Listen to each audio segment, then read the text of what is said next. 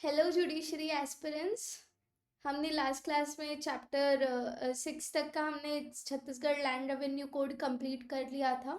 आज हम चैप्टर 7 से आगे बढ़ेंगे। ओके। और मैं उम्मीद करती हूँ जो मैंने आप लोग को एक टास्क दिया था चार्ट बनाने का वो आप लोग बना लिए होंगे, क्योंकि जो मैं अब पढ़ाना चालू करूँगी वो शुरुआत ही उसी से होगी। ठीक है। तो अगर नहीं भी बनाए होंगे तो प्लीज़ आप लोग एक बार वापस से वो वीडियो देखिए एंड उसमें मैंने जिस तरीके से बनाया है वो चार्ट बनाइए। ठीक है। चलिए, अब हमने कहाँ कहाँ तक पढ़ लिया था। हमने प्रोसीजर पढ़ लिया था, कैसे काम करेगा ये पढ़ लिए थे, ऑफिसर्स पढ़ लिए थे, है ना। और लैंड्स क्या होते हैं, लैंड रेवेन्यू क्या होता है, ये सारी चीज़ें हम समझ गए थे। अब लैंड रेवेन्यू को जब हम लागू करते हैं तो वो कहाँ से निकालते हैं, हम लैंड रेवेन्यू निकालते कैसे हैं। ठीक है। तो हम पहले एक सर्वे करवाते हैं। सर्वे में हम लैंड रेवेन्यू असेसमेंट, पहले इसे बोला जाता था सेटलमेंट। ठीक है। सेटलमेंट बोला जाता था। और ये नॉन अर्बन एरियाज में भी होती है और अर्बन एरियाज में भी होती है। ठीक है। हम चैप्टर 7 में पढ़ेंगे पहले नॉन अर्बन एरियाज का, फिर हम चैप्टर 8 में पढ़ेंगे अर्बन एरियाज का। क्लियर है। मैं आप लोग को एक शॉर्ट में पहले मैं बता देती हूँ कि सर्वे होता क्या है। आप सुने होंगे बहुत जगह कि सर्वे हो रहा है, सर्वे चल रहा है, सर्वे में ये हुआ। ठीक है। लैंड सर्वे था तो इसमें इतना निकला, सीमांकन विमांकन, ये सारी चीज़ें। ठीक है। तो इसमें होता क्या है, लैंड सर्वे होता क्या है। सबसे पहले क्या होता है कि जो इसमें 4 ऑफिसर्स होते हैं। जो आपका कमिश्नर होता है वो सर्वे के दौरान क्या हो जाता है, कमिश्नर ऑफ लैंड रिकॉर्ड हो जाता है। जो आपका कलेक्टर होता है वो क्या हो जाता है, डिस्ट्रिक्ट सर्वे ऑफिसर हो जाता है। और जो आपका एसडीओ होता है वो डेप्यूटी सर्वे ऑफिसर हो जाता है। यहाँ तक का आपको क्लियर है। इसके बाद क्या होता है, इसमें जो रोल होता है नॉन अर्बन एरिया में, जो रोल होता है वो डिस्ट्रिक्ट सर्वे ऑफिसर, मतलब दोनों ही जगह, नॉन अर्बन बोलिए या अर्बन में बोलिए, दोनों ही जगह डिस्ट्रिक्ट सर्वे ऑफिसर का रोल होता है। ये तो आप समझ जाओ। ठीक है। अब सर्वे का मतलब क्या होता है, सबसे पहले आप समझिए कि लैंड सर्वे मतलब क्या होता है। तो लैंड सर्वे का मतलब होता है कि लैंड को सर्वे नंबर्स में बांटना या प्लॉट नंबर्स में बांटना, उनका मैप बनाना। ठीक है। मैप बनाना और उसको रिवाइज करना, इम्प्रूव करना। ठीक है। रिकॉर्ड ऑफ राइट्स तैयार करना। देन फील्ड बुक होता है, मैप ऑफ लैंड होता है, फील्ड बुक होता है, वो सब तैयार करना हर एक सर्वे नंबर का। और जो भी अलग अदर रिकॉर्ड्स हैं वो सारे चीज़ों को तैयार करने का काम को बोला जाता है लैंड सर्वे। ठीक है। ये सारे जो ऑपरेशन होता है इसे कहा जाता है लैंड सर्वे। क्लियर।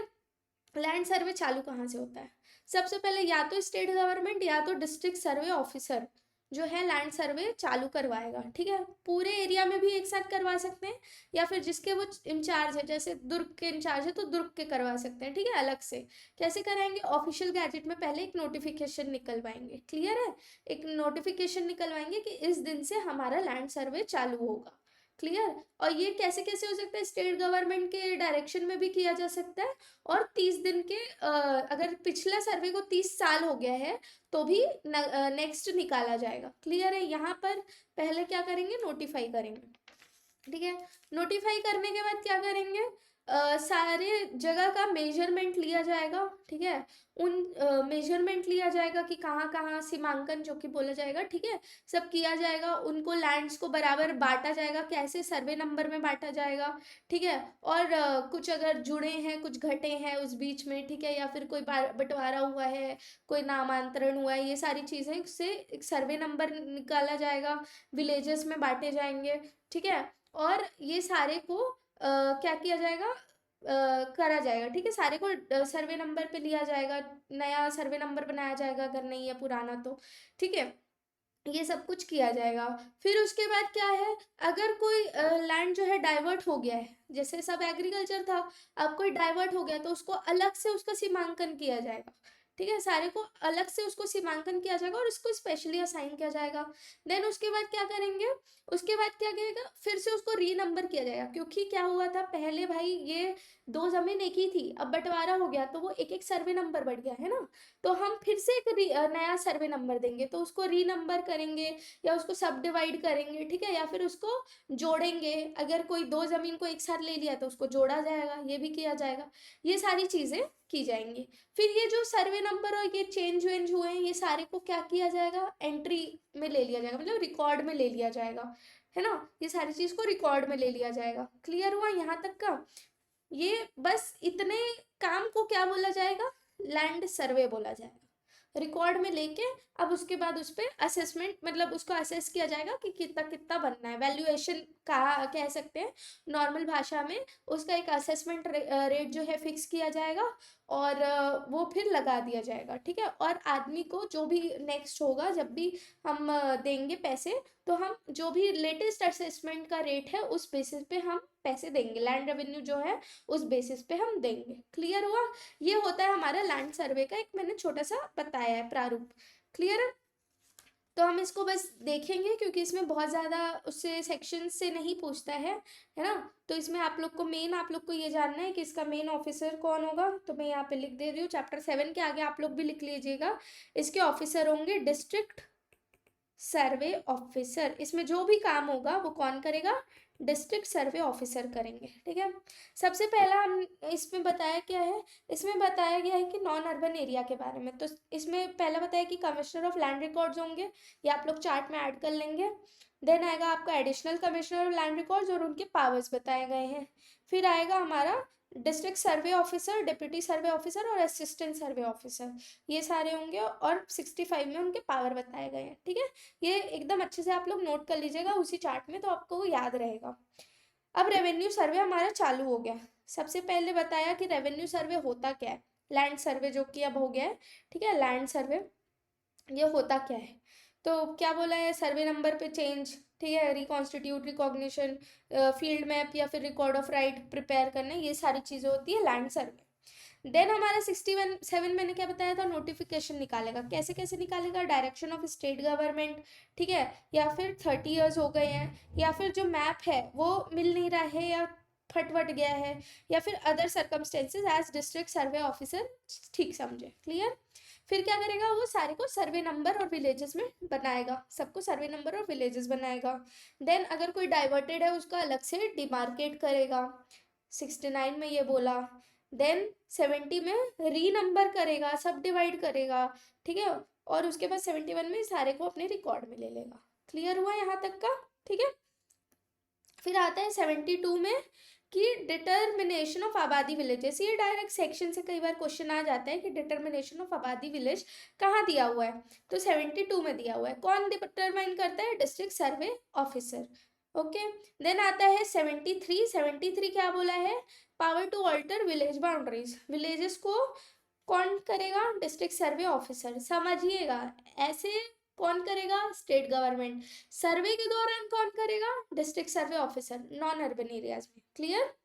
फिर सारे जो विलेजेस हैं डिस्ट्रिक्ट और तहसील में, उसको फिजिकल, एग्रीकल्चर और इकोनॉमिक फैक्टर्स के बेसिस पे उनको ग्रुप कर दिया जाएगा। यहाँ तक का क्लियर हुआ? देन आता है हमारा सी, लैंड रेवेन्यू असेसमेंट। ये सारा जो काम चल रहा है, ठीक है, ये सारा जो काम चल रहा है इसको बोला जाता है टर्म ऑफ सेटलमेंट। जितने टाइम तक ये काम चलेगा उसे बोला जाएगा टर्म ऑफ सेटलमेंट, ठीक है। देन उसके बाद जब ये टर्म बोला जाएगा, इस टर्म में हम क्या करेंगे, एक असेसमेंट रेट देगा। अब कौन देगा? ये भी डीएसओ। कहीं भी सर्वे नॉन अर्बन एरिया क्वेश्चन आता है, ऑफिसर पूछता है आपको, क्या आंख बंद करके टिक लगाना है, डिस्ट्रिक्ट सर्वे ऑफिसर, ठीक है। फिर उसके बाद अगर कोई बहुत सारे सर्वे नंबर्स का है, बहुत सारे प्लॉट नंबर्स उसके रखे हुए हैं, तो डिस्ट्रिक्ट सर्वे ऑफिसर जो है एप्लीकेबल लैंड रेवेन्यू लगाएगा हर एक सर्वे नंबर के बेसिस पे, ठीक है। सारे जो है लैंड को, सेटलमेंट ऑफिसर जो है सारे लैंड को असेस करेगा। सेटलमेंट ऑफिसर मतलब वही है डिस्ट्रिक्ट सर्वे ऑफिसर, ठीक है। अब पहले ये सेटलमेंट ऑफिसर हुआ करता था, अब है ये डिस्ट्रिक्ट सर्वे ऑफिसर, ठीक है। तो डिस्ट्रिक्ट सर्वे ऑफिसर के पास पावर है कि वो सारे लैंड को असेस करेगा, ठीक है।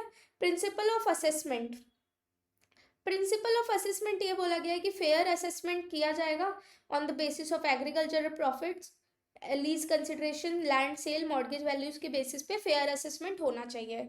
इम्प्रूवमेंट जो है वो नहीं करेंगे, असेसमेंट नहीं बढ़ाएंगे। कोई भी इम्प्रूवमेंट अगर होल्डर ने किया है तो उससे असेसमेंट नहीं बढ़ाया जाएगा, ये प्रिंसिपल है। क्लियर है? प्रिंसिपल है।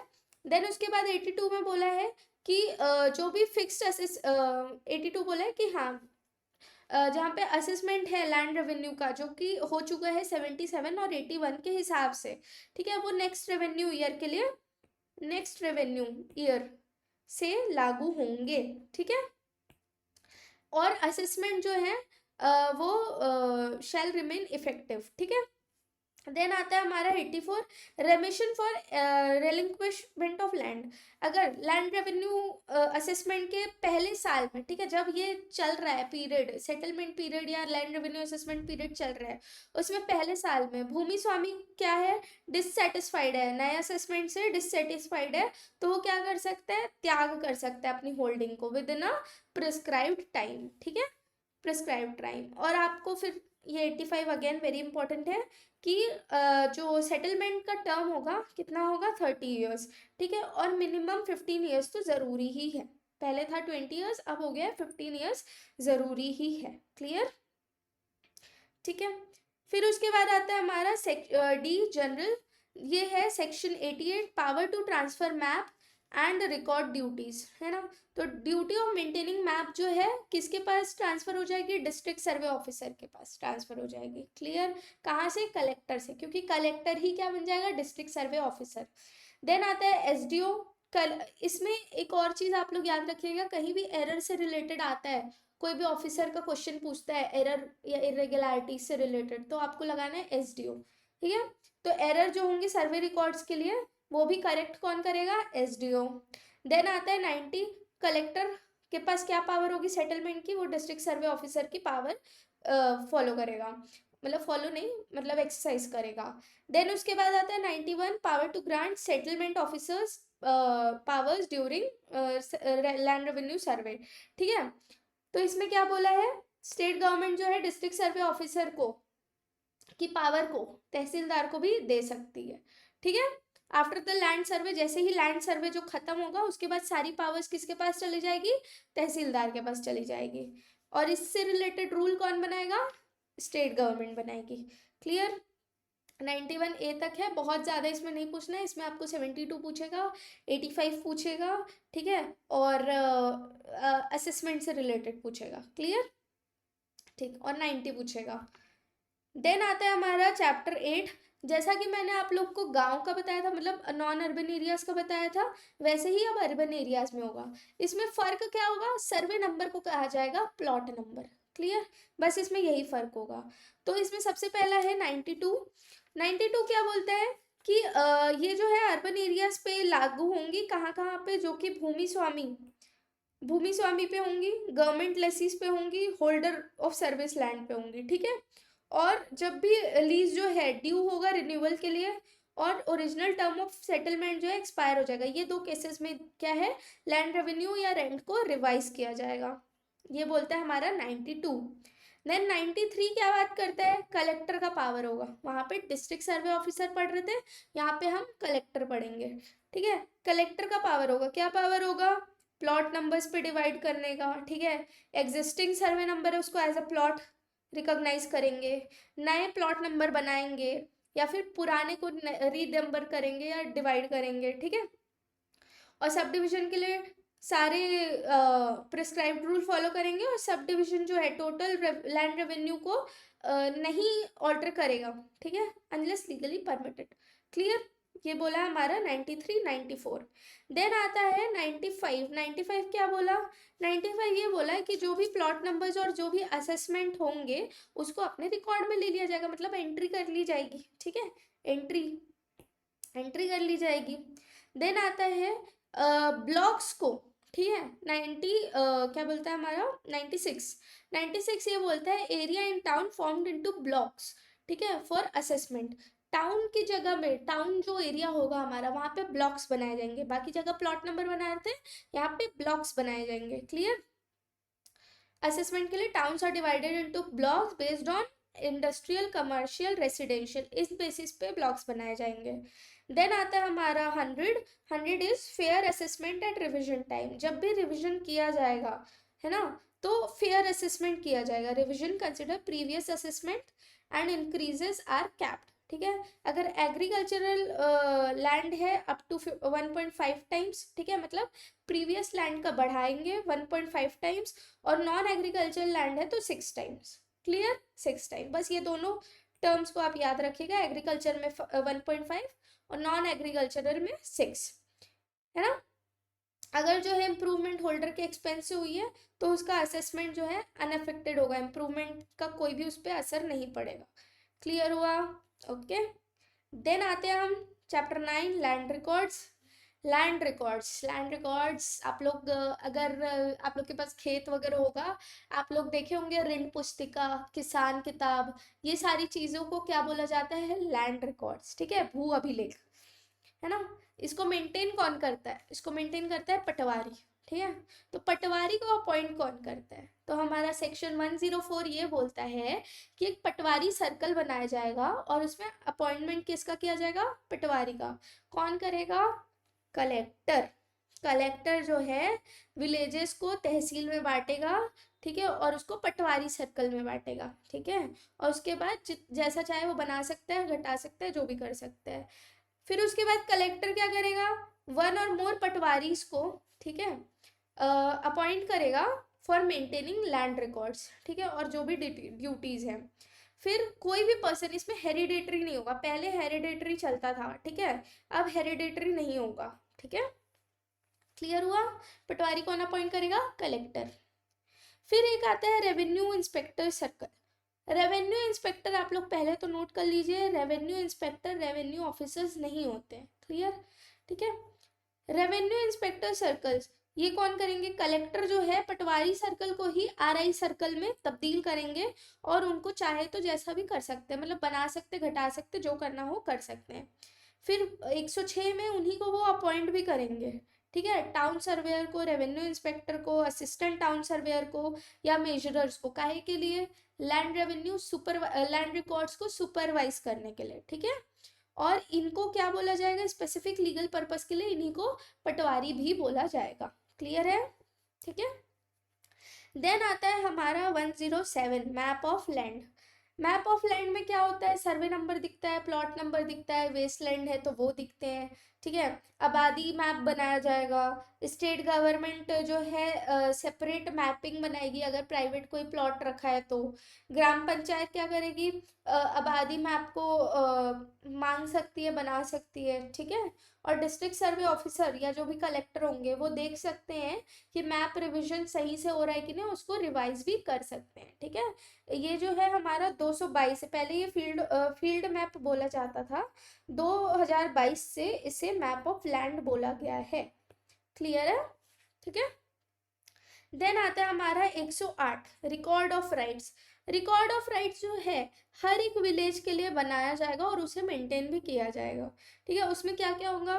भूमि स्वामी के नाम होंगे, ठीक है, उनके प्लॉट नंबर और डिटेल्स होंगे, गवर्नमेंट लेसी के होंगे, फिर अगर कोई लाइबिलिटीज है तो वो होगी, रेंट कितना है वो होगा, और जो भी निर्धारित पर्टिकुलर्स होने चाहिए वो सारी चीज़ें उसमें होंगी। ठीक है, रिकॉर्ड ऑफ लैंड कब, रिकॉर्ड ऑफ राइट्स बनाया कब जाएगा? ड्यूरिंग लैंड सर्वे या फिर जब भी स्टेट गवर्नमेंट डायरेक्ट करे। यहाँ तक का आप लोग को क्लियर हुआ? ठीक है, अब हम बहुत इंपॉर्टेंट टॉपिक पढ़ने वाले हैं। ये आप लोग को अगर आप एडवोकेट है तो भी यूज आएगी। ठीक है, और इसमें तो क्वेश्चन बनते ही हैं 109 110 आपने सुना होगा अगर आप प्रैक्टिस कर रहे होंगे। इसमें से कुछ लोग मुझे जो भी देख रहे होंगे, मैं सोच रही हूँ कि वो लोग प्रैक्टिस भी कर रहे होंगे। ठीक है, तो अगर कोई प्रैक्टिस कर रहा होगा तो उन्होंने ये सुना होगा 109 110 का आवेदन, है ना। 109 110 का आवेदन कब होता है? नामांतरण सुने होंगे आप लोग, है ना। नामांतरण होना, फौती उठाना, ये सब सुने होंगे। तो जब भी कोई प्रॉपर्टी है उसमें आप अपना नाम चढ़वाना चाहते हैं तो आप 109 110 का आवेदन देते हैं। ठीक है, आप उसमें अपना राइट लेना चाहते हैं तो कोई भी पर्सन जो है वो जब भी करवाना चाहेगा तो वो पटवारी को 6 महीने के अंदर अंदर, जिस भी दिन उसने लिया है राइट, 6 महीने के अंदर अंदर वो रिपोर्ट करेगा पटवारी को। ठीक है, और ये तहसीलदार को भी कर सकता है, अगर पटवारी नहीं है तो तहसीलदार को वो रिपोर्ट करेगा। क्लियर? वो एक्विजिशन के बाद जिस दिन उसको मिली है, फिर उसके बाद क्या होगा? पटवारी को वो रिपोर्ट करेगा, है ना। अगर वो माइनर है तो डिस्क्वालिफाइड है, उसके गार्जियन रिपोर्ट करेंगे। ऐसा करके वो लोग सबसे पहले क्या करेंगे? रिपोर्ट करेंगे। ये कहा जाएगा 109 का आवेदन। ठीक है, और उसमें सब कुछ बताएगा, उसके राइट्स, उसका अगर मॉर्गेज है तो वो सारी चीज़ें वो बताएगा। ठीक है, रिपोर्ट्स भी दी जाएगी। फिर उसके बाद आता है हमारा सेक्शन 110 रोल में। ठीक है, ये क्या है, ये बोला गया है नामांतरण, इसको ही बोला जाता है नामांतरण, है ना। पटवारी क्या करेगा, ये जो भी लिखा हुआ है वो रजिस्टर में एक तो नोट कर लेगा और तहसीलदार को इन्फॉर्म करेगा। 30 दिन के अंदर अंदर तहसीलदार को इन्फॉर्म करेगा। आप तहसीलदार को अगर दिए हैं तो तहसीलदार किसी को इन्फॉर्म नहीं करेगा, ठीक है। पटवारी का दिए हैं तो 30 दिन के अंदर तहसीलदार इन्फॉर्म करेगा। फिर वो क्या करेगा, इन्फॉर्मेशन जो दी हुई है, ठीक है, उसको पब्लिश कर देगा विलेज में, और इंटरेस्टेड पार्टीज को नोटिफाई कर देगा। क्या करेगा, इंटरेस्टेड पार्टीज को नोटिफाई कर देगा और पब्लिश कर देगा। क्लियर, एक मैनर में पब्लिश कर देगा। फिर उसके बाद इंक्वायरी करेगा पूरा, कुछ भी है तो दिक्कत। उसके बाद वो क्या करेगा, प्रोसेस जो है नामांतरण का प्रोसेस जो है वो चालू कर देगा। किस में करेगा, ऑनलाइन ई नामांतरण पोर्टल में चालू कर देगा, ठीक है। उसके बाद सारे जो इंटरेस्टेड पार्टीज हैं उनको वो नोटिस भेजेगा, नोटिस जाएगा।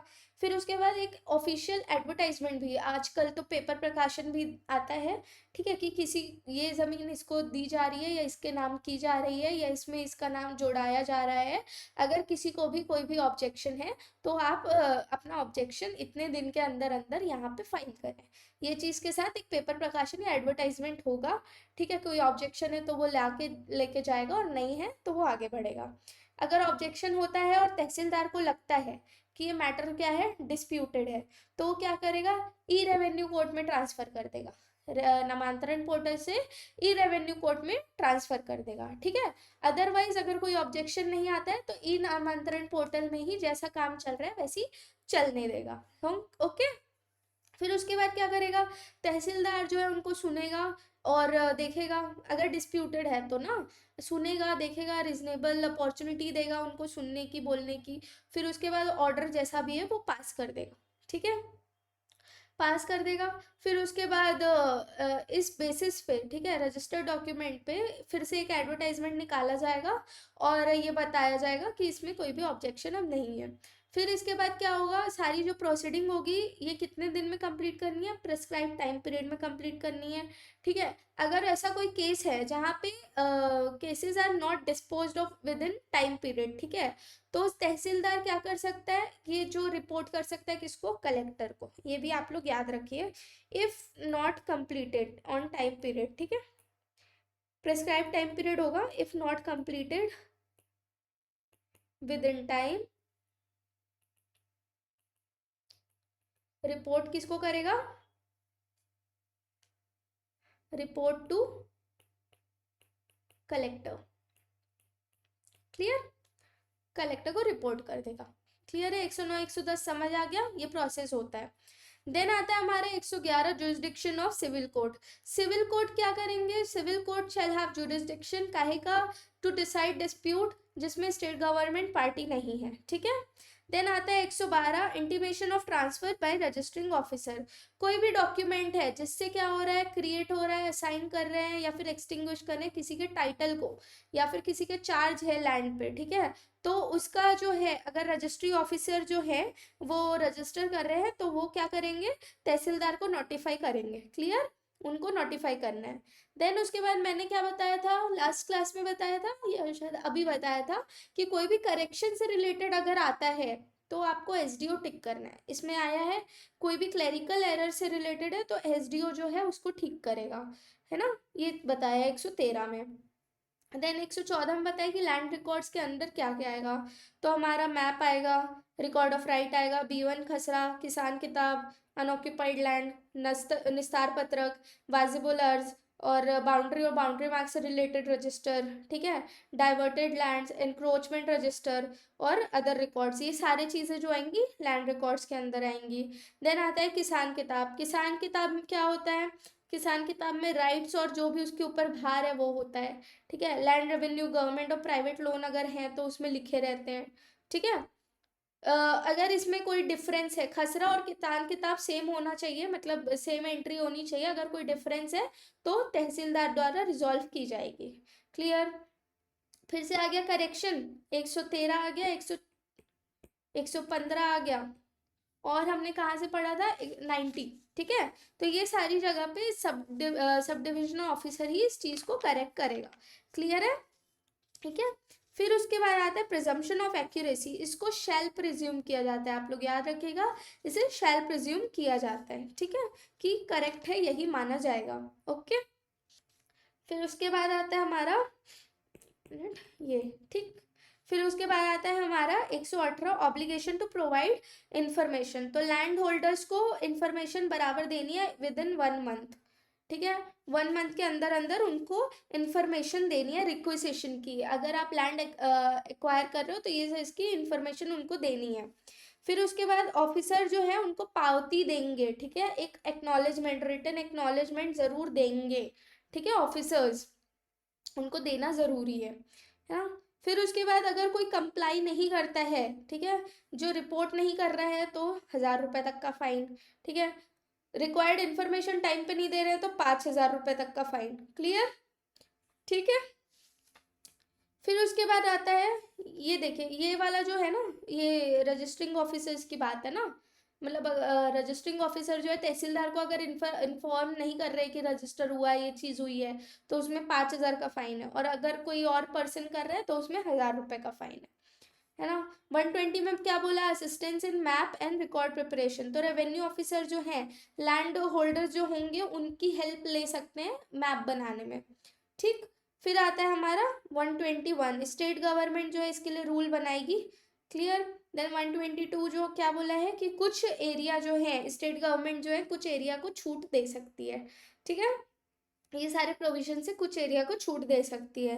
फिर 123 में क्या बोला, record of right, this is not much important, तो आपको इसमें क्या क्या पढ़ना है, 104 पढ़ना है पटवारी सर्कल, 105 पढ़ना है आरआई सर्कल, 106 पढ़ना है कि अपॉइंटमेंट ऑफ आरआई, ठीक है, 107 आपको पढ़ना है मैप ऑफ लैंड कहाँ दिया हुआ है, 108 आपको पढ़ना है रिकॉर्ड ऑफ राइट कहाँ दिया हुआ है, 109 आपको पढ़ना है लैंड एक्विजिशन में पटवारी को 6 महीने के अंदर अंदर आपको आवेदन देना है, 110 में आपको पढ़ना है नामांतरण की प्रक्रिया, ठीक है, और 114 ए आपको पढ़ना है, 114 आपको पढ़ना है, ठीक है, और 113 और 115, ठीक है, ये सारी चीजें आपको पढ़नी है, और लास्ट पढ़ना है आपको 119।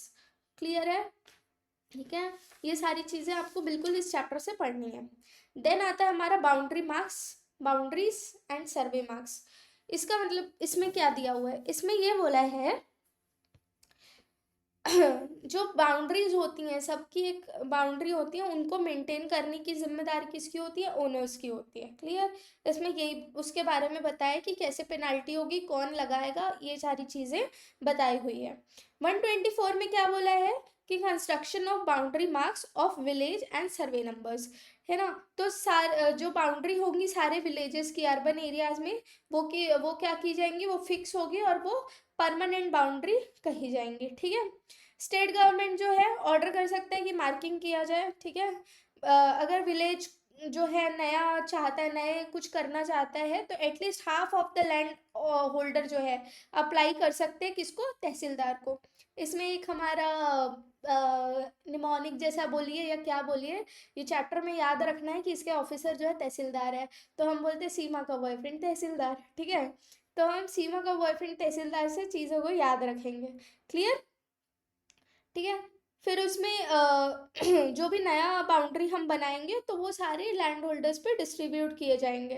Clear, then land holders are responsible for maintaining boundary marks on their land, ठीक है, वो मेंटेन करने की रिस्पॉन्सिबिलिटी किसकी है, लैंड होल्डर्स की है, लेकिन ये सारी चीज़ की देख रेख मेजरली कौन करता है, tehsildar, that is why he is considered as boyfriend of boundaries, ठीक है, सीमा का बॉयफ्रेंड तहसीलदार।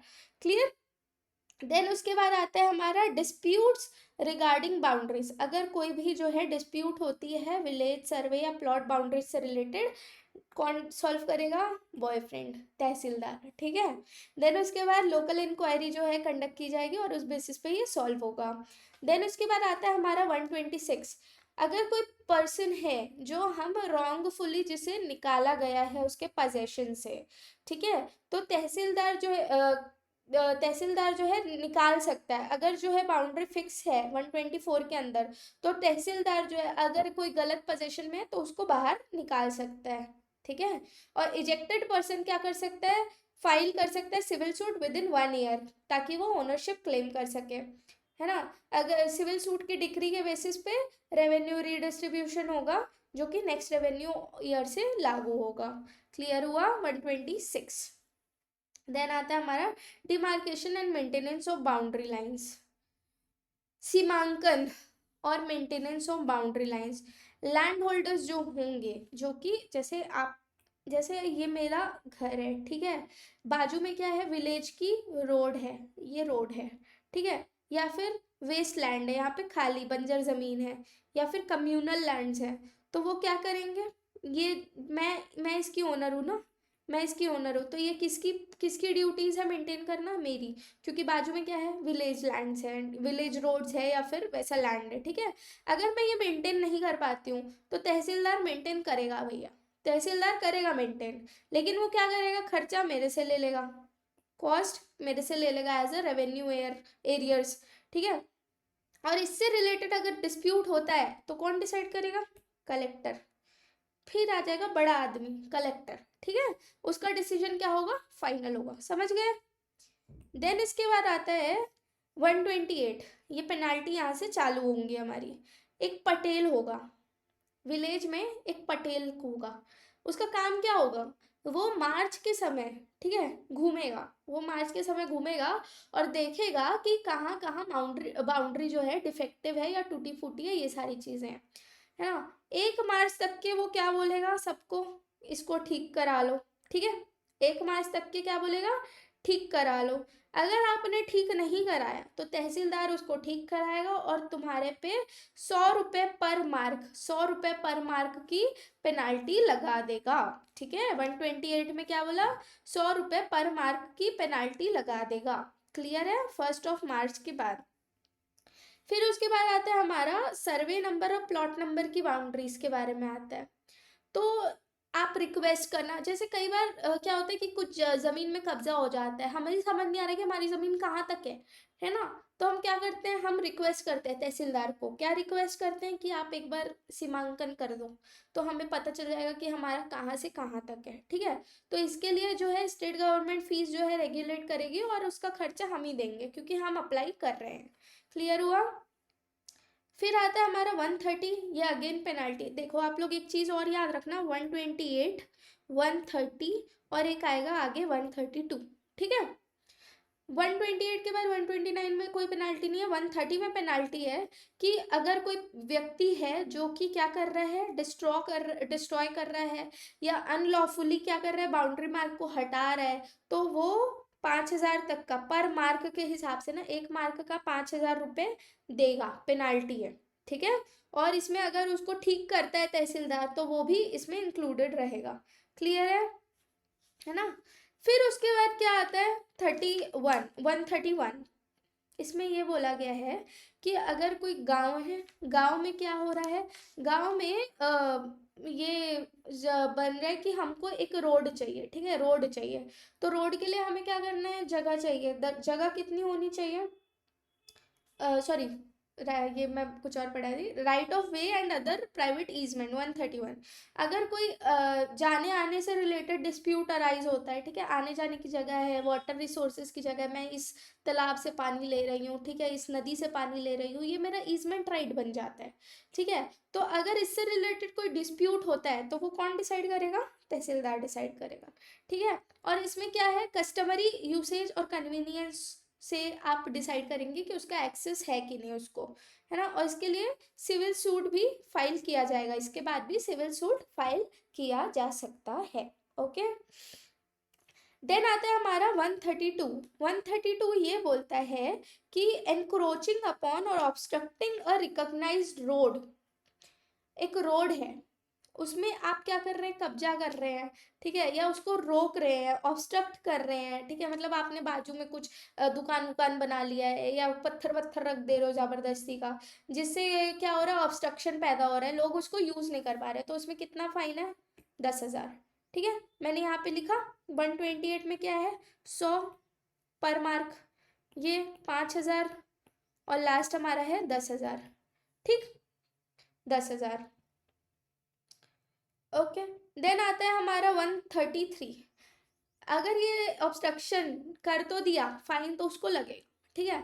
अब वो हटा भी नहीं रहा है तो तहसीलदार क्या करेगा, हटवाएगा उसको। भाई तहसीलदार की तो ड्यूटी है ना मेंटेन करके रखना है बाउंड्रीज को, तो वो हटाएगा, ठीक है, ये सारी चीज़ें हटाएगा। अगर जो है इसके लिए क्या करेगा, 10,000 रुपये तक का और फाइन उसके ऊपर लगा सकेगा। क्लियर है।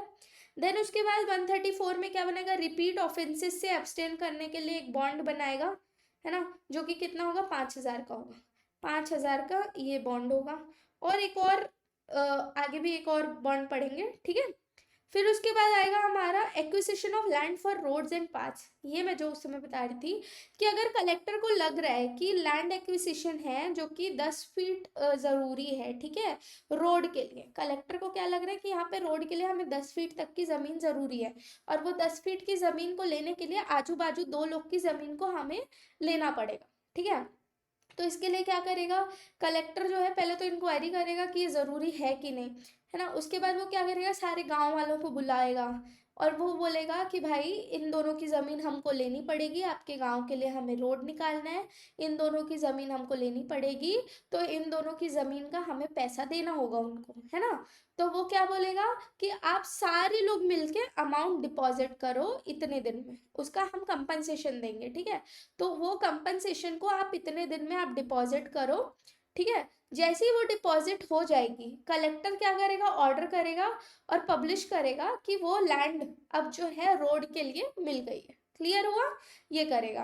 अगर कोई बंदा जो है, कोई व्यक्ति है, उसी लैंड से रिलेटेड कोई व्यक्ति कहीं बाहर रह रहा था, उसको पता नहीं था ये सारी चीजें हो रही है, अब वो ऑब्जेक्शन लेना चाहता है, तो वो 1 साल के अंदर अंदर, ठीक है, 1 साल के अंदर अंदर, ये देखिए लिखा है, 1 साल के अंदर अंदर एप्लीकेशन दे सकता है कलेक्टर को कि उसे भी उसके हक का, उसके हित का कंपनसेशन उसे दिया जाए, ठीक है। और ये कंपनसेशन किस बेसिस पे होगा, कंपनसेशन होगा आप लोग का right of fair compensation and transparency in land acquisition rehabilitation and resettlement act के अंडर। क्लियर हुआ, ठीक है। तो ये एकदम अच्छे से याद रखना है। देन उसके बाद हमारा आता है 136, exempt from operation of this chapter. तो स्टेट गवर्नमेंट जो है में एग्जेम्प्ट स्पेसिफिक विलेजेस, ठीक है, कुछ विलेजेस को इससे छूट दे सकते हैं, बाउंड्रीज के लिए उनके ऊपर लाइबल नहीं होगी। क्लियर हुआ। तो इसमें आप लोग को इंपॉर्टेंट सेक्शंस क्या क्या हो जाते हैं, 128, 130, 132 तो होते ही हैं, इसको तो पढ़ना ही है आपको। क्लियर। देन इसके बाद इसमें आप लोग का डिस्प्यूट से क्वेश्चन आ सकता है, 125, है ना। फिर उसके बाद आप लोग का इसमें आ सकता है 131 से रिलेटेड, वही डिस्प्यूट कौन रिजॉल्व करेगा। फिर उसके बाद बॉन्ड 134। क्लियर, यहाँ तक का आपका आ ही सकता है, और इसमें कितने दिन में करेगा, 135 में कितने दिन में वो सूट ला सकता है। क्लियर है, ठीक है। अब हम पढ़ेंगे रियलाइजेशन ऑफ लैंड रेवेन्यू, भू राजस्व की उगाही, ठीक है। भू राजस्व सबसे पहले कहाँ कहाँ चार्ज होगा, तो लैंड रेवेन्यू जो है shall be first charge on the land, ठीक है। सबसे पहले तो लैंड पे, फिर प्रॉफिट, रेंट्स और प्रॉफिट्स पे, इन पे सबसे पहले चार्ज होगा, ठीक है। सबसे पहले लैंड्स और रेंट्स और प्रॉफिट्स पे, ओके। ये है हमारा चालू होता है land realisation of land revenue. Then आता है हमारा 138, रिस्पॉन्सिबल कौन है पेमेंट के लिए, लैंड रेवेन्यू के पेमेंट के लिए रिस्पॉन्सिबल कौन है। अगर भूमि स्वामी की होल्डिंग है तो भूमि स्वामी रिस्पॉन्सिबल है, लीज है तो लेसी रिस्पॉन्सिबल है, ठीक है। बहुत सारे हैं तो जॉइंटली और सेवरली रिस्पॉन्सिबल है, ठीक। फिर उसके बाद लैंड रेवेन्यू किसी से भी ली जा सकती है, जो भी पोजेशन में है उनसे ली जा सकती है। 140 बोला क्या है, डेट, तो क्या है इसमें, लैंड रेवेन्यू जो है first day of that year, है ना, और उसके लिए रूल जो बनाया जाएगा वो। देन ये इंपॉर्टेंट है, एरियर और डिफॉल्टर की डेफिनेशन। जो भी लैंड रेवेन्यू अनपेड है वो क्या कहलाती है, एरियर, और जो ये अनपेड करने का काम करता है, डिफॉल्ट करने का काम करता है, वो कहलाता है डिफॉल्टर, ठीक। फिर 142 बोला है कि पटेल पटवारी ग्राम पंचायत, इनको क्या देनी है, इनको रिसीप्ट देनी है, अगर वो नहीं देते हैं तो उनको पेनाल्टी देनी पड़ेगी, कितनी, double the paid amount, order of the tehsildar, ठीक है। कौन लगाएगा पेनाल्टी, तहसीलदार लगाएगा, और कितनी लगाएगा, double the paid amount. Clear है।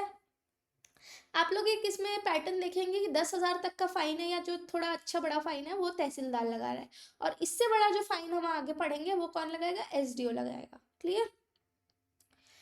फिर उसके बाद penalty for default in payment, अगर लैंड रेवेन्यू जो है 1 मंथ के अंदर अंदर नहीं दी गई, ड्यू डेट से 1 मंथ के अंदर अंदर नहीं दी गई, एसडीओ जो है पेनाल्टी लगाएगा। ठीक है। फिर आता है, अगर किसी का खेत में क्रॉप फेलियर हो गया, पानी बरसात हो गया कि उगा ही नहीं पाया वो, है ना, तो क्रॉप फेलियर के समय उसको क्या है, छूट मिल जाएगी, यही बोला है। फिर 145 में क्या बोला है कि certified account as evidence, statement of arrear का होगा, वो कलेक्टर या तहसीलदार द्वारा सर्टिफाई किया जाएगा और उसे करेक्ट माना जाएगा। ठीक है, इसके लिए प्रायर नोटिस देने की ज़रूरत नहीं है ना। तहसीलदार और नायब तहसीलदार डिमांड नोटिस जो है, रिकवरी के पहले डिमांड नोटिस जो है जारी कर सकते हैं। ठीक। अब process for recovery of arrears, तो कैसे कैसे रिकवर करता है, मैंने आप लोग को पहले की कुछ क्लासेस में भी बताया कि लैंड रेवेन्यू एरियर का जो रिकवर होता है कैसे कैसे होता है, attachment of sale of movable property, ठीक है, होल्डिंग का, या फिर लेटिंग आउट मतलब बेच के, ये सारी चीज़ों से करते हैं। ठीक है। फिर उसके बाद पेमेंट अंडर प्रोटेस्ट। ठीक है, a person facing recovery proceedings में पे the amount under the protest before properties auction. ठीक है, प्रॉपर्टी ऑक्शन के पहले वो प्रोटेस्ट के साथ दे सकता है। ठीक है, फिर उसके बाद वो क्या कर सकता है, एसडीओ को अप्लाई कर सकता है, और उसके बाद अगर डिससेटिस्फाइड है तो वो सिविल सूट भी ला सकता है ना।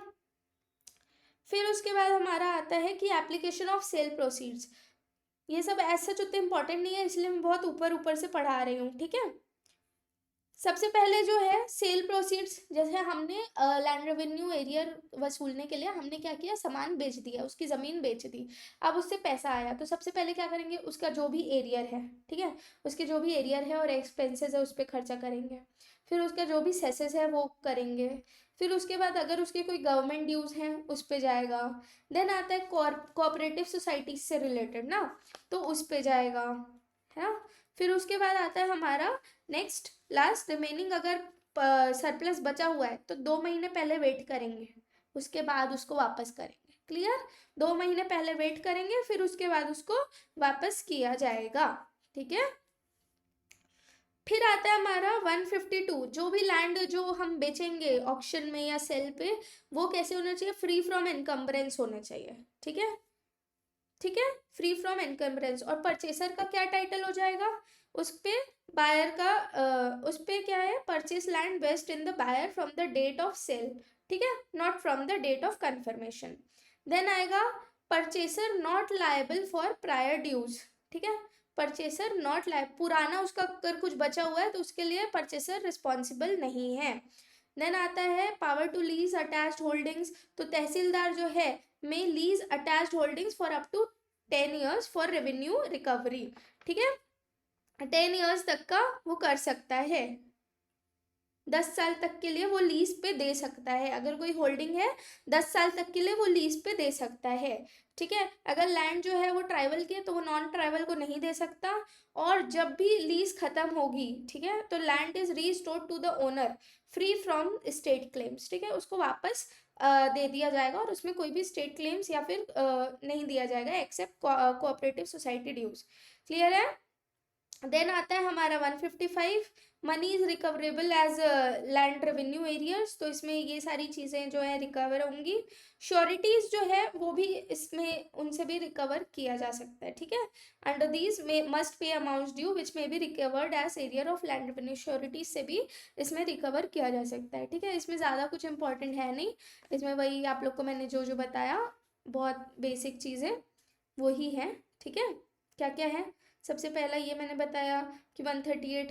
ठीक, देन क्या बताया, एरियर और डिफॉल्टर का, देन रिसिप्ट देना है, रिसिप्ट नहीं देंगे तो पेनाल्टी कितनी है, देन उसके बाद कैसे कैसे लगेगा वो बताया मैंने, एप्लीकेशन कैसे कैसे होगा, पहले लैंड एरियर्स और उसके फाइन्स देंगे फिर सेसेस पे होगा, ये चीज़ है। ठीक है, फिर परचेसर टाइटल डायरेक्ट सेक्शन से क्वेश्चन आ सकता है। ओके, यहाँ तक का हमारा 156 के साथ हमारा चैप्टर 11 खत्म होगा। देन आता है हमारा टेन्योर होल्डर, चैप्टर 12। क्या बोलता है टेन्योर होल्डर, अब हमारे पास सिर्फ एक ही क्लास ऑफ टेन्योर है जो है भूमि स्वामी। क्लियर है, 157 ये बोलता है। देन आता है भूमि स्वामी का डेफिनेशन क्या होता है, मतलब ये कुछ रीजन बताएं, ये अब उतना इम्पोर्टेंट है नहीं। ठीक है, तो ये आप नहीं भी पढ़ेंगे तो चलेगा, बस आपको ये याद रखना है कितने क्लास ऑफ टेन्योर है, 1, और वो क्या है, भूमि स्वामी। क्लियर है। देन आता है हमारा 159, भूमि स्वामी को लैंड रेवेन्यू देनी होंगी। अगर उसने प्रीवियसली लैंड रेवेन्यू दिया है तो वो उतना ही अमाउंट देगा, ठीक है। और उसने रेंट अगर दिया है प्रीवियसली, अगर उसने रेंट दिया हुआ था तो वो रेंट के लेवल का अमाउंट देगा as a land revenue. Clear, ठीक है। फिर 160 क्या बोला है, revocation of land revenue exemption. पहले क्या है, माफी और इनाम लैंड जो है, जो कि पहले उनको छूट मिली गई थी, अब वो पूरा पूरा लैंड रेवेन्यू देंगे, ठीक है। यही इसमें बोला गया। फिर 161 में क्या बोला, रिडक्शन ऑफ लैंड रेवेन्यू। अगर भूमि स्वामी जो है लैंड रेवेन्यू रिडक्शन चाहता है, कमी चाहता है, तो सेटलमेंट के दौरान, ठीक है, वो क्लेम अप्लाई कर सकता है। लैंड कैसा अनफिट हो गया कल्टीवेशन के लिए, चाहे फ्लड आ गया या नेचुरल डिजास्टर आ गया, उस वजह से क्या हो गया, अनफिट हो गया है। गवर्नमेंट इरिगेशन फेलियर हो गया है, ठीक है, मतलब फंक्शन नहीं कर रहा है, या फिर प्राइवेट इरिगेशन फेलियर हो गया है, अनअवॉइडेबल रीजन में यूज नहीं हो पा रहा, बोरिंग वोरिंग यूज नहीं हो पा रहा, ओवर असेसमेंट हो गया है, मतलब ज़्यादा वैल्यू आपने निकाल दी है, पिछले बार से आपने ज़्यादा निकाल दिया है, होल्डिंग साइज जो है कम हो गई है, बाकी को उसने बेच दिया है सपोज, है ना। इम्प्लीमेंटेशन ऑफ रिडक्शन, तो रिडक्शन जो है हमेशा नेक्स्ट रेवेन्यू ईयर से काम करेगा। और इफ अगर रीजन जो है, अगर आपका जैसे क्या था, आपकी गवर्नमेंट का जो वहाँ पे नहर वहर था वो काम नहीं कर, वो सूखा पड़ा हुआ था, ठीक है, अब डैम वैम खोल के वो नहर को भर दिए, ठीक है, तो अब वो वापस ठीक हो गया, तो अब ये ठीक हो गया तो उसको वापस से पहले जो लैंड रेवेन्यू था वो दिया जाएगा, देना पड़ेगा, ठीक है। तो इसमें कलेक्टर जो है रिवोक कर सकता है। क्लियर है। फिर डिस्पोजल ऑफ गवर्नमेंट लैंड कैसे डिस्पोज किएंगे, तो स्टेट गवर्नमेंट उसके लिए रूल बनाएगी। क्लियर। देन उसके बाद अगर एप्लीकेशन जो थे वो पेंडिंग थे रेवेन्यू कोर्ट के, ये सब उतना इम्पोर्टेंट है नहीं, तो डिपॉजिट अमाउंट वापस कर दिया जाएगा। फिर ये डायरेक्ट सेक्शन से क्वेश्चन है, devolution of bhumi swami rights 164 में, ठीक है, कैसे होंगी भूमि स्वामी की राइट, इनहेरिटेंस, सर्वाइवरशिप या फिर बिक्वेस्ट, जैसे भी वो ट्रांसफर होंगी, है ना। फिर आता है ट्रांसफर ऑफ लैंड बाय भूमि स्वामी 165, ये भी उतना इम्पोर्टेंट है नहीं। तो भूमि स्वामी जो है एटलीस्ट 5 एकड़ इरिगेटेड और 10 एकड़ अनइरिगेटेड लैंड उसके पास होना चाहिए मॉर्गेज के लिए, ये आप लोग ध्यान रखिए, ठीक है। यूजुफ्रिक्चुअली मॉर्गेज जो है 6 साल से ज़्यादा आप नहीं करेंगे किसी का भी, ठीक है। फिर उसके बाद इसमें ऐसा उतना इम्पोर्टेंट है नहीं, बस उसमें मेन मॉर्गेज की लिमिटेशन है ना। लैंड एक्सीडिंग सीलिंग लिमिट है तो वो इनवैलिड हो जाएगी। और सिलेक्शन फॉरफिटेड लैंड कौन करेगा, एसडीओ करेगा। 167 डायरेक्ट सेक्शन से क्वेश्चन आता है, भूमि स्वामी क्या कर सकते हैं, कंसोलिडेशन के लिए या फिर कल्टीवेशन कन्वीनियंस के लिए अपने लैंड को किसी और लैंड के साथ एक्सचेंज कर सकते हैं, इसे क्या कहा जाता है, चकबंदी कहा जाता है, ठीक है। फिर उसके बाद एक ये lease of land, this is important, ठीक है। 168 क्या है, कोई भी जो लीज होगी more than 1 year in 3 consecutive years, 3 साल में एक बार ही दी जा सकेगी, ठीक है, उससे ज़्यादा आप लीज नहीं दे सकते, except lease to cooperative farming society और lease of non agricultural land. तो आप इन ऑल अगर इसको देखें तो जो आपका एग्रीकल्चरल लैंड होगा उसमें आप लगातार 3 साल में 1 साल से ज़्यादा आप लीज पे नहीं दे सकते, ठीक है। स्पेशल केसेस में आप उससे ज़्यादा दे सकते हैं, वो स्पेशल केसेस क्या होंगे, विडोज हैं, माइनर्स हैं, आर्म्ड फोर्स से रिटायर्ड हैं, ठीक है, रिलीजियस इंस्टीट्यूशंस हैं, ऐसे केसेस में लीज जो है विदाउट टाइम लिमिट आप दे सकते हैं। क्लियर। लीज जो होंगे म्यूचुअली अग्री होने चाहिए, अगर कोई वायलेट होगा तो आप लीज चैलेंज कर सकते हैं, है ना। और वायलेशन ऑफ लीज का मतलब क्या होगा, एविक्शन बाय एसडीओ, आपको निकाल सकता है, ठीक है, एसडीओ जो है उस लीज से आउट कर सकता है। क्लियर, ठीक है। देन आता है हमारा 170, avoidance of transfer in contravention of section 165, ठीक है। 165 के अगेंस्ट अगर कोई ट्रांसफर हो रहा है तो 165 में एक्चुअली राइट ऑफ ट्रांसफर दिया हुआ है, ठीक है, ये पूरा कंडीशन बताया गया, उसके अगेंस्ट वो फॉलो नहीं करते हुए अगर आप ट्रांसफर कर रहे हैं तो क्या होगा, ठीक है। ये भी ऐसे चुनता इंपॉर्टेंट है नहीं, इसमें ट्रांसफर जो है सेट असाइड रख सकता है, एसडीओ कर सकता है, ठीक है। फिर 170 बी में क्या बोला, reversion of land transferred by fraud, तो उसको रिवर्ट कर दिया जाएगा एसडीओ के पास, 2 साल के अंदर अंदर आप एप्लीकेशन देंगे। इसमें जो एबोरिजिनल ट्राइब की बात कर रहा है, तो इसमें आप लोग बस एक चीज़ और नोट कर लीजिए कि कलेक्टर की परमिशन ज़रूरी है, अगर ट्राइबर है तो ट्राइबल लैंड है और उसको आप खरीदना बेचना चाह रहे हैं किसी और को, तो आपको कलेक्टर की परमिशन लेना ज़रूरी है, ठीक है। अगर आप नहीं लेते हैं तो वो अगेंस्ट जाएगा, ठीक है, और उसको सेट असाइड कराया जा सकता है। एसडीओ जो है खुद से भी और एप्लीकेशन से भी सेट असाइड कर सकता है। फ्रॉड से हुआ है तो उसको वापस दिलवा सकता है, ठीक है। और इसमें एडवोकेट जो है अपीयर नहीं होंगे, याद रखिए, इंपॉर्टेंट है। बिना परमिशन के, रेवेन्यू ऑफिसर के बिना परमिशन के वो खुद से अपीयर नहीं होंगे, ठीक है। अगर एक पार्टी को परमिशन दिया जा रहा है जो कि एबोरिजिनल ट्राइब से बिलोंग नहीं करता है, तो लीगल एड जो है दिया जाएगा दूसरी पार्टी को, ठीक है। देन आता है हमारा 170D, सेकेंड अपील इसकी अलाउड नहीं की जाएगी, ठीक है। सेकेंड अपील अलाउड नहीं की जाएगी। देन आता है हमारा 171, राइट टू मेक इम्प्रूवमेंट, भूमि स्वामी के पास राइट है कि वो इम्प्रूवमेंट कर सके। देन आता है हमारा 172 बोलता है हमारा डाइवर्जन ऑफ लैंड। भूमि स्वामी जो है अर्बन एरियाज पे या रूरल एरियाज पे कंपिटेंट अथॉरिटी को पहले अप्लाई करेगा अपना, वो अगर लैंड क्या कराना चाहता है, डाइवर्ट कराना चाहता है, तो वो परमिशन लेगा पहले, ठीक है। नॉन एग्रीकल्चर के लिए परमिशन लेगा, मतलब एग्रीकल्चर से वो नॉन एग्रीकल्चर में कराना चाहता है तो वो पहले परमिशन लेगा। अगर 3 महीने के अंदर अंदर कोई रिस्पॉन्स नहीं आता है तो पहले वो एक बार रिमाइंडर डालेगा। क्या करेगा? रिमाइंडर डालेगा। फिर उसके बाद भी अगर रिस्पॉन्स नहीं आता है तो क्या माना जाएगा? ये माना जाएगा कि उसने दे दिया है रिस्पॉन्स, क्या कर दिया है? दे दिया है, ठीक है, रिस्पॉन्स दे दिया है इसमें। और 6 महीने से अगर ज़्यादा खींच ले रहा है तो, ठीक है, ये माना जाएगा कि उसने अलाउ कर दिया, परमिशन दे दिया है, ठीक है। डाइवर्शन कब कब मना किया जा सकता है? पब्लिक न्यूसेंस या फिर अगर हेल्थ और सेफ्टी वायलेट हो रही है तो। अगर कोई अनऑथराइज्ड करता है तो उसमें 10,000 तक की पेनाल्टी है, ठीक है। क्लियर है? 10,000 तक की पेनाल्टी होगी, है ना। फिर उसके बाद 10,000 तक की पेनाल्टी होगी। और ये जो पेनाल्टी होगी उस कॉन्ट्रवेंशन के लिए होगी, और उस पर अगर वो और डिले करता है तो 100 रुपीज़ पर डे पे भी उस पर पेनाल्टी लगाई जाएगी, ठीक है। 100 रुपीज़ पर डे पे उस पर पेनाल्टी लगाई जाएगी। देन आता है हमारा 173, रेलिंक्विशमेंट ऑफ लैंड राइट्स। भूमि स्वामी जो है अपनी लैंड राइट्स जो है स्टेट गवर्नमेंट को रेलिंक्विश कर सकता है ना, by notifying tehsildar at least 30 days before the agriculture year begins. Relinquish जो होगा डाइवर्ट लैंड का सेम प्रोसेस होगा, लेकिन एसडीओ को नोटिफाई करना ज़रूरी है, ठीक है, एसडीओ को नोटिफाई करना ज़रूरी है। फिर right of way to relinquish land, अगर जो पर्सन है लैंड रिलिंक्विश कर रहे हैं और any existing path through their मतलब उसके लैंड से अगर कोई एग्जिस्टिंग पाथ है तो वो बाकियों के लिए भी एक्सेसिबल रहेगा, फ्यूचर में जिसके लिए भी होना है एक्सेसिबल रहेगा, ठीक है। देन आता है हमारा 176 बोलता है अबैंडनमेंट ऑफ होल्डिंग। अगर कोई भूमि स्वामी है 2 साल से वहाँ कोई कल्टीवेशन नहीं कर रहा है, ठीक है, लैंड रेवेन्यू नहीं दे रहा है या फिर विलेज में रहता ही नहीं है, तो तहसीलदार क्या करेगा? उस लैंड का पोजेशन ले लेगा। अबैंडनमेंट ऑफ होल्डिंग, छोड़ दिया उसने अब खाते को, ठीक है, तो तहसीलदार इसमें अपने लैंड का पोजीशन ले लेगा और उसको लीज कर देगा 1 year एट अ टाइम, ठीक है। भूमि स्वामी या लीगल लायर बाद में 3 साल के ही अंदर का टाइम दिया जाएगा उनको, है ना।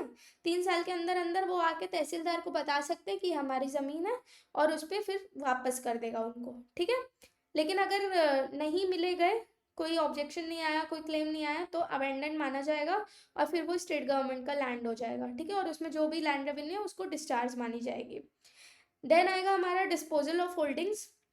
अगर जो है holding is taken over by the government, तो भूमि स्वामी जो है बिना हायर के मर जाता है तो तहसीलदार उसका पोजेशन ले लेगा और उसको 1 year एट अ टाइम दे देगा। फिर उसके लीगल हायर्स 3 साल, सेम प्रोसीजर सेम, ठीक है, 3 साल के अंदर अंदर क्लेम कर सकते हैं और उनको वो पोजेशन दे देगा, ठीक है। अगर कोई अपील रिविजन अगेंस्ट तहसील ऑर्डर नहीं होगी, ठीक है, सिर्फ सिविल सूट जो है फाइल की जा सकेगी। फाइनल डिस्पोजल, अगर कोई क्लेमेंट नहीं आता है तो उसको ऑक्शन में बेच दिया जाएगा, है ना। और right of A successful Clement post disposal, अगर जो हायर है प्रूव करता है कि ओनरशिप आफ्टर ऑक्शन, तो उसको सिर्फ रेंटल इनकम और सेल प्रोसीड दी जाएगी after deducting expenses. Clear? Then आता है हमारा 178, partition of holding. Partition of holding का मतलब क्या है? को ओनर जो होंगे लैंड के वो रिक्वेस्ट कर सकते हैं पार्टीशन के लिए। किसको करेंगे? तहसीलदार को। अगर टाइटल डिस्प्यूटेड है तो 3 महीने के लिए रोक दिया जाएगा, ठीक है, to allow a civil suit. अगर कोई सूट नहीं फाइल किया जाता है तो पार्टीशन जो है वैसी चलेगी जैसा भी ओनरशिप लिखा हुआ है, बंटवारा, है ना, बंटवारा पढ़ रहे हैं हम लोग। देन उसके बाद आता है इफेक्ट ऑफ सिविल सूट। तो इसमें सिविल सूट जो है पार्टीशन कोर्ट के डिसीजन के बेसिस पे होगा, और फाइनल डिवीजन जो होगा लैंड का तहसीलदार जो है उस हिसाब से डिसाइड करेगा। क्लियर है? देन आता है 178 है पार्टीशन लैंड। अगर लाइफ टाइम में होता है तो भूमि स्वामी जो है अप्लाई कर सकता है, तहसीलदार उसको एग्जीक्यूट कर देगा, ठीक है। 178 बी में जो भी एप्लीकेशन सेम नामांतरण वाला प्रोसीजर फॉलो किया जाएगा उसमें, ठीक। फिर 179 में राइट ऑफ ट्रीज होल्डिंग। तो अगर कोई भी ट्रीज हैं भूमि स्वामी के लैंड में जो उसकी है, ठीक है, तो वो जब भी ट्रांसफर होगी तो वो साथ में हो जाएगी, ठीक है, ठीक है। फिर उसके बाद 180 बोला है कि सिर्फ ट्रीज को ट्रांसफर नहीं कर सकते। कैसे ही करेंगे? ट्रीज को ट्रांसफर नहीं कर सकते, ठीक है, यही बोला गया है। अगर ट्रांसफर ऐसा कुछ करता है तो वो वॉइड माना जाएगा। क्लियर है? यहाँ तक का हमारा चैप्टर 12, यहाँ तक का हमारा आधा से ज़्यादा हम CGLRC ख़त्म कर चुके हैं। बहुत ज़्यादा इसमें इंपॉर्टेंट नहीं है, जो जो इम्पोर्टेंट है वो मैंने आपको बताया हुआ है। क्लियर है? नेक्स्ट क्लास में हम आगे का पढ़ेंगे, तब तक के लिए ठीक है, थैंक यू। नेक्स्ट में हम कंप्लीट कर लेंगे CGLRC। ओके, चलिए बाय।